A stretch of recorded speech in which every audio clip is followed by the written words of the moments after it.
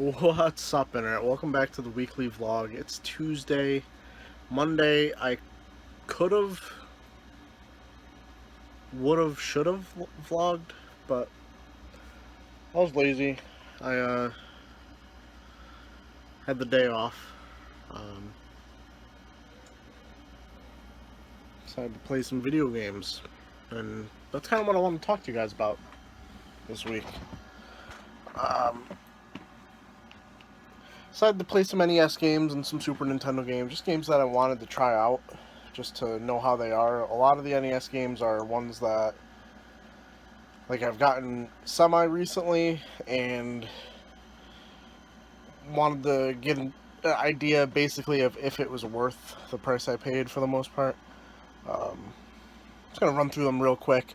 I didn't record any of it because, once again, lazy. I didn't even vlog it, so what are the chances of me making a Let's Play something out of it? I wasn't really on like I usually am for the Let's Play videos. I was just kind of sitting there, just experiencing the game. Nothing really happened where I was screaming at the TV I used to. But let me just run through them real quick. First game I tried, and this was one that I actually remember playing as a kid, or at least I remember the cover. I think this was one of my cousin's games that I had borrowed when the Indian gave me their NES, and then they took it back, blah blah blah. But Stinger, it's a shooter. I think I understand it a lot better now than I did then, but still couldn't beat the boss, or get to the boss, I don't think.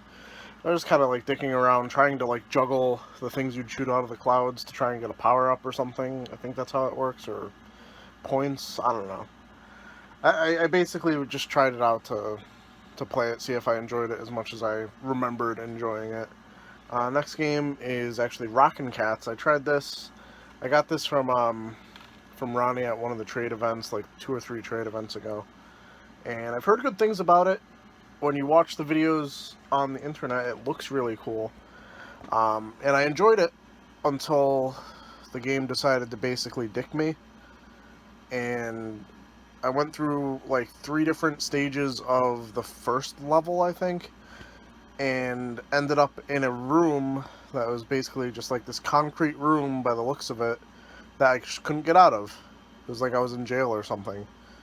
Went through this tunnel where I was chasing a train on a skateboard by the looks of it, and yeah, it just kind of sent me into this room that I couldn't get out of unless there was some extra jump. But on an NES controller, there's only so many inputs you have, so let me know what I did wrong on this, but it seems pretty cool. Functionally, this is probably the best game I played yesterday.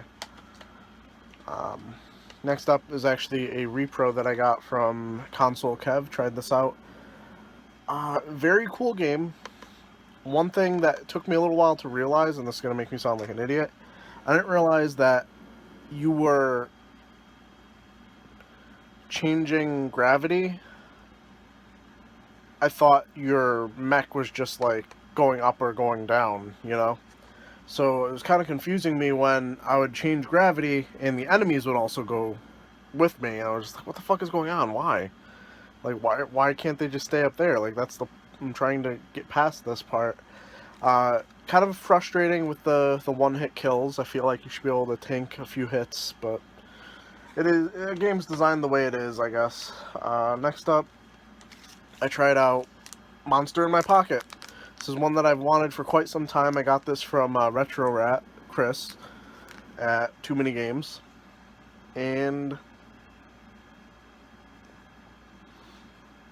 I mean, it seems okay. Maybe it's better if you play it 2-player, but you basically just kind of have to keep rushing through the levels because the enemies just keep respawning.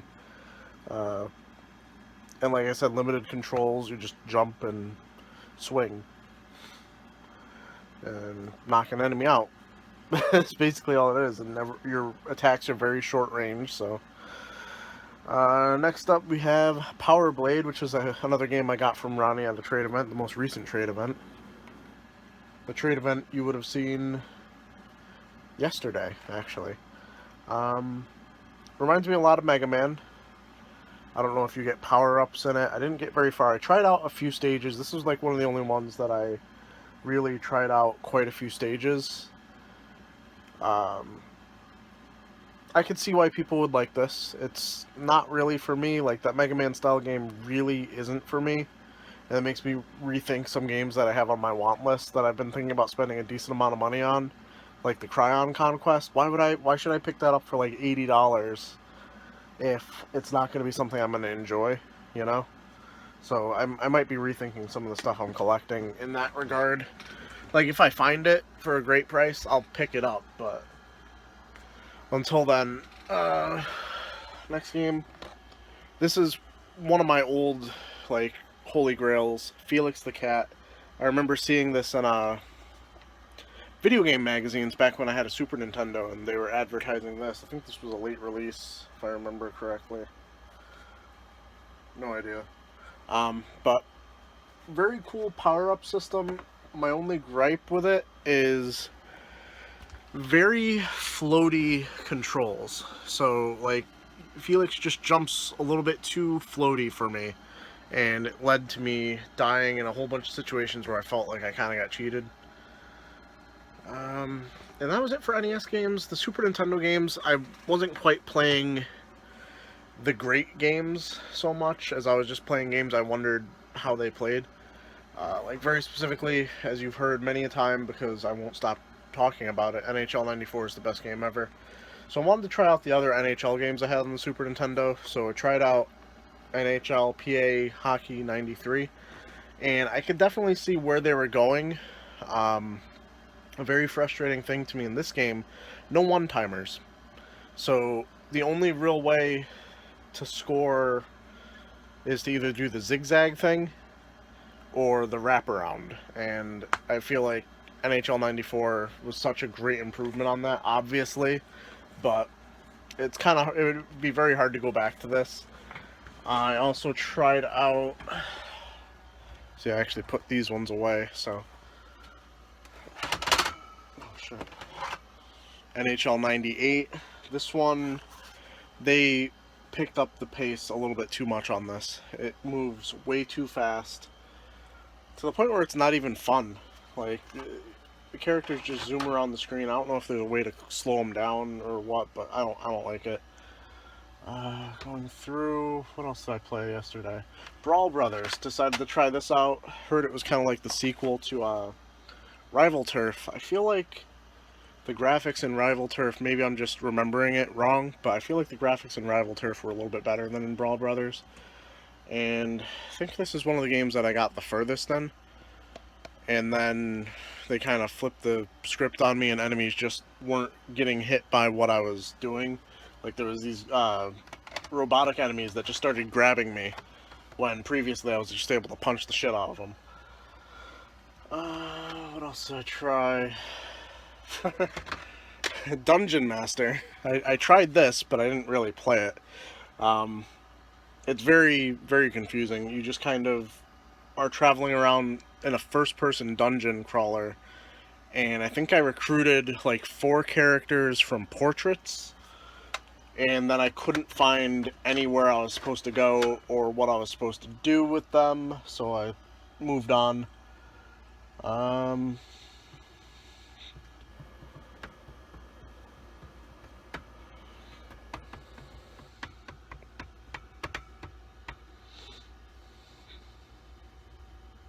The hell else did I play?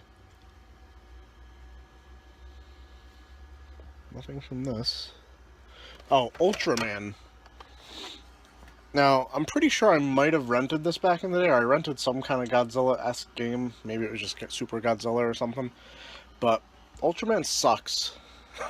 It's a fighting game. Like, here's one thing. If you have a Super Nintendo, and you have 4 face buttons and 2 shoulder buttons, and then you have start and select and a directional pad. From what I've played of this, you could punch, you can kick, and I don't think any other button did anything. And I basically beat the first level, but not really. Like, it said something like finisher or something like that, finish. And I had no idea what the fuck it was talking about. I just kept hitting it, and it wouldn't die eventually. It started like shooting lasers at me and I fucking died. So I moved on. And I realized, like, at this age, I don't have the patience I might have had as a kid. Because I was thinking about it, like, back in the day, you used to rent a game, and you'd be fucking stuck with that shit. You had that for, like, a week, or I think near the end, Blockbuster had it cut down to, like, 3 or 5 days or something like that. But still, like, some of the games I tried, I would have been so fucking pissed at. I would have been finding other things to do at my time. I tried out Time Tracks. I haven't heard anybody talk about this. I just know that it recently like jumped up in price from when I first got it, and I don't know why. Seems interesting. Very, very long-winded in the story department. I think I watched 5 minutes of story dialogue going on and them describing the main character and what kind of person he is before I gave up and I just turned it off and started playing the game. And you can kind of slow down time, I think. I don't really understand how to do that. Like, I would do it, but I didn't need to ever. Yeah, seems like it might be a cool game. I just couldn't get that far into it. And I think that might have been it. Yeah, that might have been it. But I think this is going to be a shorter vlog just because I just rambled for, what, fucking 11 minutes? 11 minutes, then I'll probably edit down to maybe 10 minutes. So, let's see how the rest of the week goes. It's back, it's fixed. Well, it's a new one, so it's not fixed, but have my little phone mount again. It's Thursday. Like I said, not going to be vlogging too much this week because I rambled about some games I played this long weekend, I guess. Yeah, one thing I did want to talk about is, like, does anybody else have it where they play games so rarely based on the time they have / the other things they do that you can kind of map out the rest of your year pretty accurately? Like, I realized that I don't really have to rush my way through Fire Emblem Awakening, because the next game that comes out that I really want to play is Yokai Watch 2, which should be out middle of September, and I'm filming this on the 1st of September, so basically I just need to finish Fire Emblem Awakening in the next 2 weeks, I think, and then it's another Yokai Watch game, which I was fucking addicted to when it first came out, or when the first one came out. And then after that, Pokemon Sun and Moon. So I'm set for the rest of the year, realistically. Like, I really don't have time for any other games. Like, when all I play are relatively long, you know, 30-ish or more hour RPGs. Like Yokai Watch, the original one, that one had a ton of post-game content that I only scratched the surface on. But I was just kind of looking to do something else, I think. Like, I did a decent amount of post-game content, but there was probably like another 15 hours worth of stuff that I could have been working on that game. But very excited. I'm also the only person, I think, in the world that is talking about Yokai Watch 2, seeing as I, for the longest time, didn't even know it was coming out. And that's because no one talks about it. None of the major websites, IGN doesn't talk about it. Kind of makes me worried for the franchise overall, because it's like, if no one's talking about it, it's going to come out pretty silently. And even all the people that loved the first Yokai Watch game, they're probably not even going to hear about it. And they're not going to be there for the second game until like weeks later, when they're, you know, eventually going to see it on store shelves. But let me know what you think about Yokai Watch and Yokai Watch 2 coming out this month. Did you know it was coming out? Did you play the first game? Let me know in the comments below. Alright guys, here we are. Maybe 20 minutes after the last clip. Got some Dunkin' Donuts. Had to get my coffee so I can stay awake for the drive. And I saw something on the menu that I've been meaning to try, and I figured I'd try it here with you guys. This is called a chicken waffle sandwich. Now, I've always been intrigued by the concept of chicken and waffles ever since watching Fresh Prince of Bel-Air back in the day. They had a restaurant on there that Jazz and Will used to go to, Roscoe's Chicken and Waffles, and they always like portrayed it as like some ghetto place. And I always, like, as a kid, I was always just like, chicken and waffles, like, that doesn't seem like something that would go together. But here we are now. The sandwich is actually very hot, and it actually looks a decent amount like the picture. The waffles are a little bit soft, not crisp whatsoever, but let's try it out. Looks like it's just chicken, waffles, and cheese. Like, I don't see any kind of sauce or anything, so.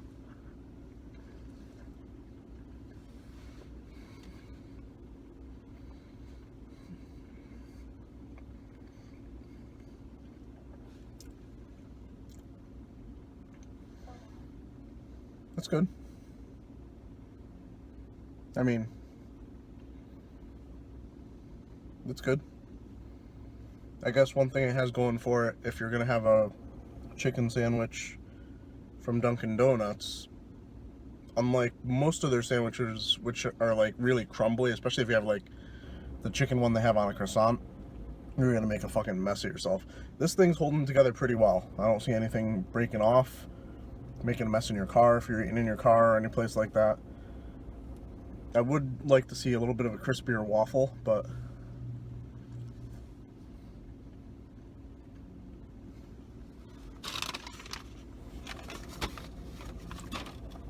I'd get it again. I apparently don't have the receipt, so I don't know how much it was.